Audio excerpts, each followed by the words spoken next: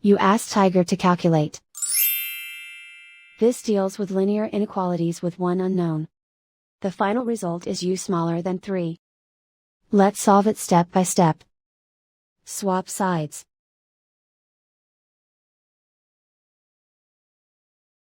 Group all constants on the right side of the inequality. Add 14 to both sides.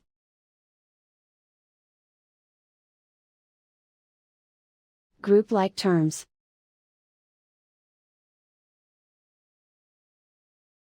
Simplify the arithmetic.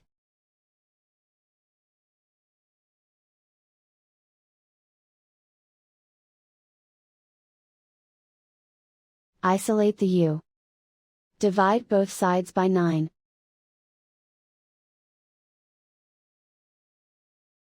Simplify the fraction.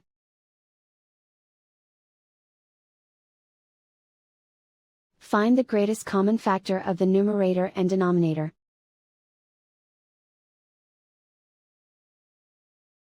Factor out and cancel the greatest common factor.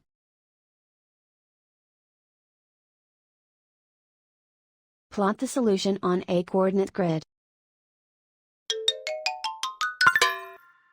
And so the final result is u smaller than 3.